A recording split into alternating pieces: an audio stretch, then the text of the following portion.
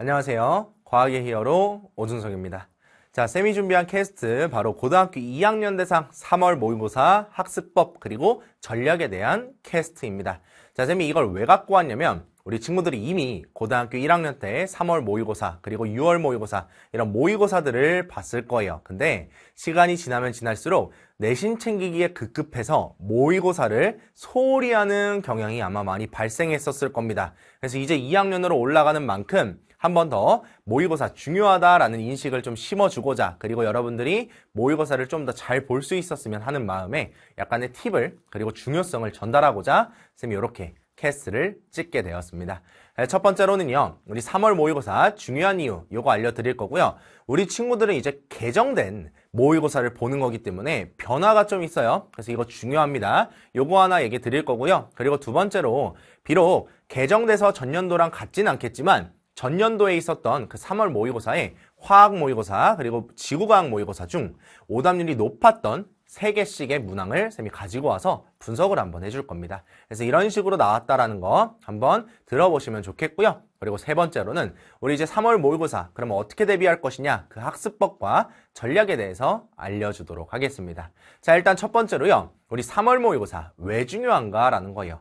자, 우리 3월 모의고사 이때부터 어느 범위가 나오죠? 우리 친구들도 많이 들어봐서 알 텐데 어느 범위가 나오냐면 고1 통합과학 1, 2 범위가 나옵니다. 고1 통합과학 때 배웠던 전체 내용이 이제 3월 모의고사부터 등장을 하고요. 그 말은 즉 이게 바로 어디까지 이어진다?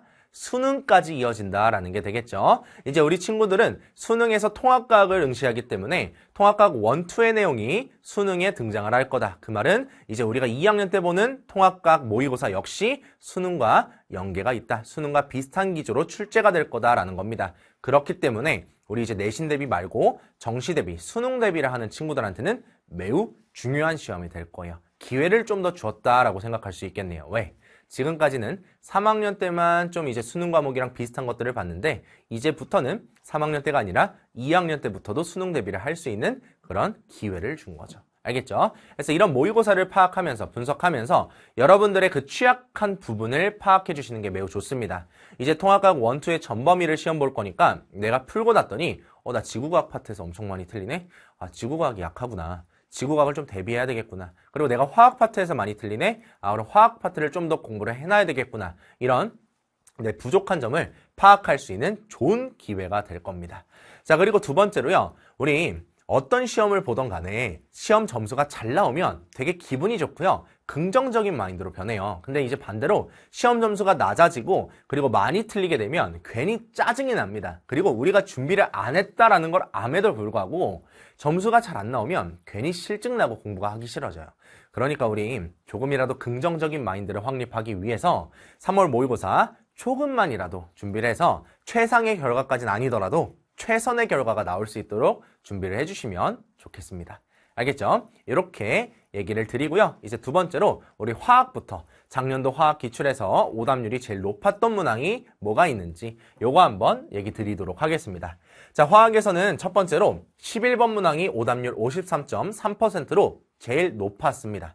자, 근데 이 11번 문항이 어디에서 출제가 된 문항이냐면 통합과학에서 출제된 문항이에요. 통합과학의 지각과 생명체를 구성하는 물질에서 출제가 됐었던 겁니다. 그래서 여기에서 어떤 걸 물어봤었냐면 지각을 구성하는 그 원소의 비율과 그리고 사람, 생명체를 구성하는 원소의 비율이 어떤 차이가 있니? 이런 걸 물어봤던 문제가 돼요. 그래서 우리가 여기서 이 캐스트를 통해서 한번 정리해 주시면 좋겠는데 지각이나 사람이나 공통적으로 가장 많이 들어있는 원소는 산소가 됐었습니다.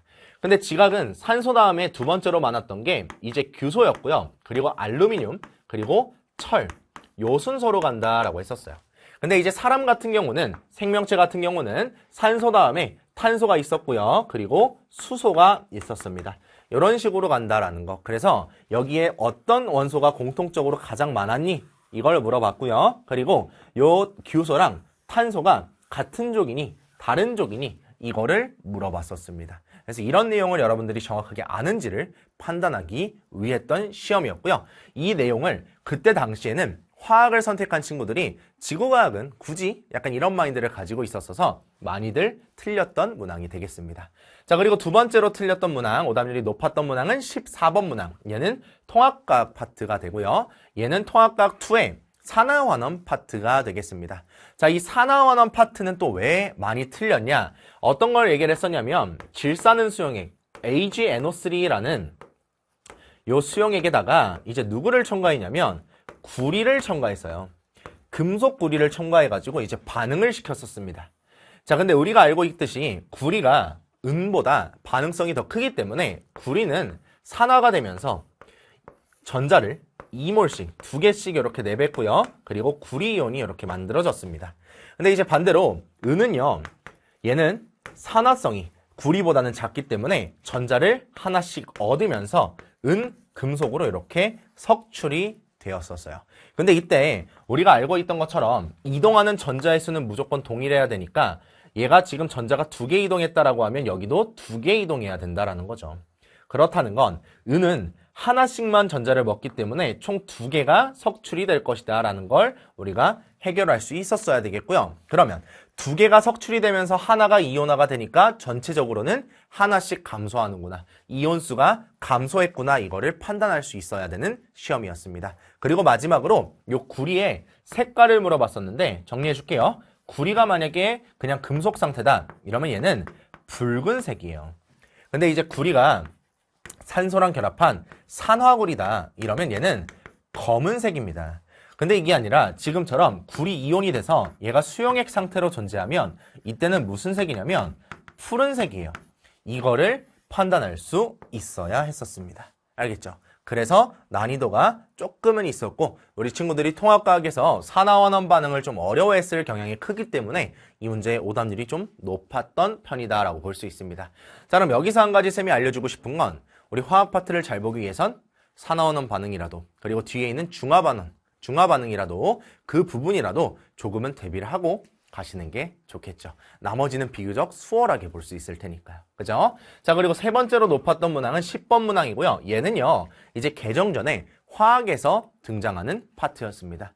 그래서 이게 왜 나왔냐? 우리 이제 3월 말에 시험을 보기 때문에 학교 개학을 했을 거고요. 수업이 어느 정도 진행이 됐었을 겁니다. 그래서 그거를 알고 계시기 때문에 화학의 앞부분 내용이 나왔던 것이다. 하지만 이제 여러분들이 보는 시험부터는, 모의고사부터는 이런 화학 파트에 대한 문항은 출제되지 않을 것이다. 왜? 이제는 물화생지로 쪼개지는 게 아니라 아예 그냥 하나의 통합과학으로 나올 거기 때문에 이런 내용들은 나오지 않을 거예요.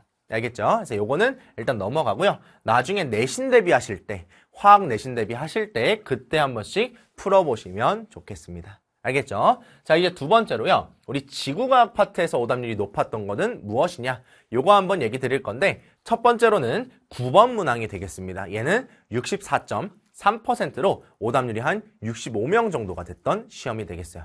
자, 이 문항이 왜 오답률이 높았냐면 얘 통합과학의 지구 시스템 파트가 되겠습니다. 자, 이 지구 시스템 파트 중에서도 탄소의 순환 과정을 물어봤던 거예요. 자, 이 탄소, 대기 중에는 이산화탄소로 존재하다가 얘가 이제 바다로 녹아 들어가면 탄산이온이 되고요. 그리고 식물이 광합성을 해서 유기물, 포도당으로 만들어준다. 그리고 나중에 우리가 이걸 연소하면서 화석연료를 태운다. 이런 과정들을 얘기했었죠. 그 순환을 얘기했던 거고요. 탄소의 총량은 일정하다. 요거를 기억해줘야 되는 거였죠. 그리고 이 탄소의 순환을 가지고 여기서 뭐 말이 호흡을 할 때 생물권에서 기권으로 이동하는 거냐 아니면 기권에서 생물권으로 이동하는 거냐 이런 걸 물어봤던 선지들이 나왔었습니다. 그리고 세 번째로 해수의 온도가 높아지면 높아질수록 이산화탄소가 많이 녹아 들어가니 덜 녹아 들어가니 이런 걸 물어봤기 때문에 온도가 높아질수록 증발을 더 많이 하니까 덜 녹아 들어가요. 이거를 우리가 잡아줘야 됐었던 문항이 되겠습니다. 그죠? 이런 것 때문에 오답률이 좀 높았고요. 이 파트 역시 여러분들이 한 번만 개념 정리하면 충분할 겁니다. 자, 그 다음에 두 번째로는 이제 7번 문항이 되겠어요. 이 7번 문항은 63.7%로 대기대순환에 대해서 얘기를 했던 부분입니다. 자, 이 대기대순환이라는 건 뭐냐면 우리 이제 지구를 4분의 1만큼만 그려가지고 각 위도에 따른 순환 세포의 이름을 아마 외웠을 겁니다.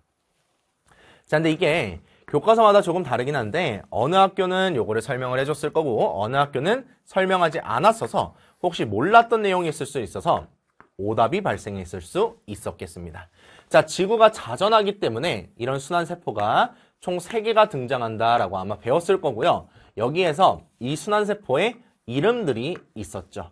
첫 번째로 0도에서 30도 이 부분은 이제 직접 순환이다. 그래서 헤들리 순환이다 라고 얘기를 했고요. 60도에서 90도 역시 열에 의한 직접적인 순환이다. 그래서 극순환이다 라고 얘기를 했었을 겁니다. 자, 근데 이제 두 번째 30도에서 요 60도는 열에 의한 직접적인 순환이 아니라 헤들리 순환하고 극순환이 형성되면서 만들어지는 간접순환이다. 그래서 페렐 순환이다 라고 얘기를 했었을 거예요.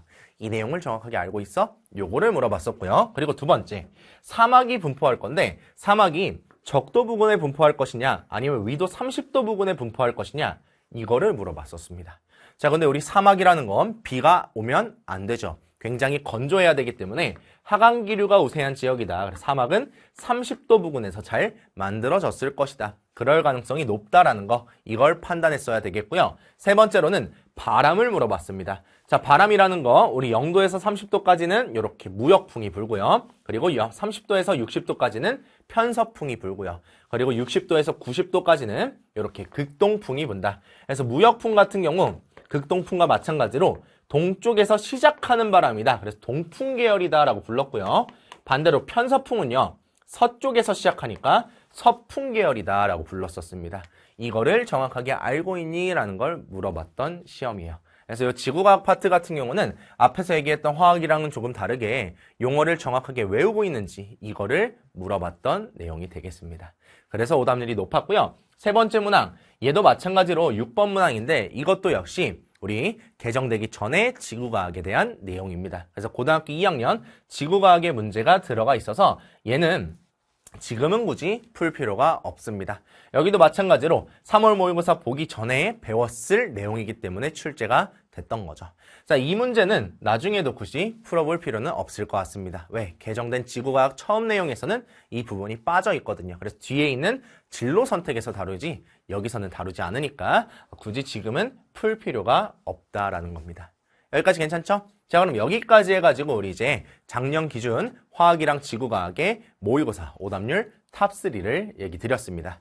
자, 그럼 이제 마지막으로 우리 3월 모의고사 어떻게 대비하는 게 좋은고, 그리고 어떻게 대비하는 게 좋은지, 그리고 내가 어떤 마음가짐을 가져야 되는지 이런 것들을 설명드릴 건데요. 일단 첫 번째로요, 우리 마음가짐 중에 하나, 이제는 이거는 내신이 아니라, 그리고 대충 보는 시험이 아니라 여러분들의 수능까지 이어지는 통합과학 시험이다.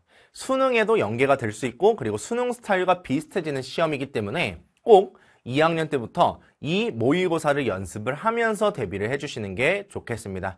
가끔 이제 쌤한테 Q&A 들어오는 것들을 보면 이런 질문들이 좀 있어요. 아, 제가 정시를 좀 준비하고 싶은데 2학년 때 물화생지를 공부해야 돼서 통합과학 공부를 할 시간이 없을 것 같아요. 어떻게 대비를 하는 게 좋은가요? 또는 저는 정시라서 이제 물화생지를 공부하지 않고 그냥 통합과학을 처음부터 끝까지 다시 돌리려고 하는데 어떻게 생각하시나요? 이런 질문들이 좀 옵니다.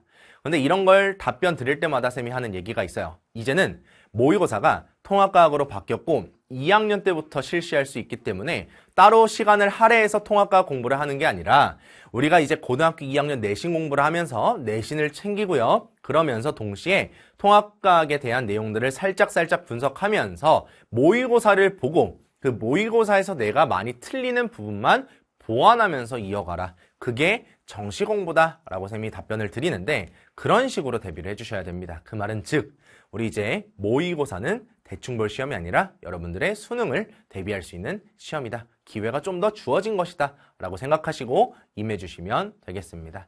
내신 대비 하시면서 정시 대비 같이 해주시면 좋을 것 같고요. 그리고 두 번째로요. 대비를 어떻게 하면 좋겠냐면 이제 전년도, 그 전년도, 그리고 그 전년도까지 한 3개년치 정도의 모의고사를 시험 전에 한번 풀어보심이 좋을 것 같습니다. 자, 근데 이걸 풀 때, 선생님, 그럼 저는 물리, 화학, 생명, 지구 중에 어떤 걸 풀어야 돼요? 가급적이면 제일 좋은 건 네 과목 다 푸는 거예요. 다만, 네 과목 다 풀 때도 지금 우리가 분석했던 것처럼 개정 전에 있었던 2학년 물화생지 문항이 들어있는 경우도 있습니다. 그런 문항들은 빼고 푸셔야죠. 그죠? 통합과학 때 배웠던 그 내용에 해당하는 문항들만 한 번씩 보면서 여러분들이 대비해 주시면 좋겠고요. 이렇게 대비할 수 있는 문제집들도 꽤 있으니까 그런 걸로 그냥 슬쩍 한번 보고 들어가심이 좋겠습니다. 알겠죠? 그래서 최소 3개년치 좀 여유가 있다면 5개년치 정도는 보시고 그리고 시험에 임해 주시면 되겠고요. 그리고 우리 기존의 그 통합과학 문항들이랑 느낌은 좀 많이 다를 거예요. 아마 이럴 거라고 쌤이 예상을 하고 있습니다.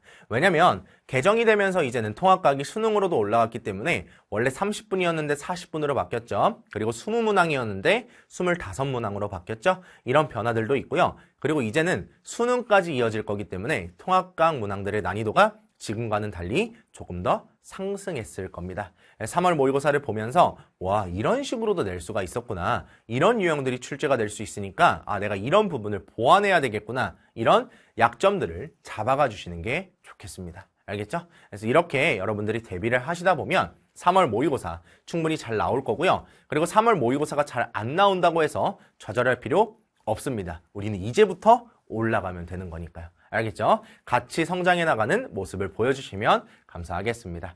잘 준비해가지고 여러분들의 3월 모의고사가 잘 나오기를 쌤이 항상 응원하고 있을 거고요. 모르는 내용이 있거나 궁금한 내용이 있으면 언제든지 Q&A 남겨주시면 쌤이 최대한 빠르고 정확하게 답변 드리도록 하겠습니다.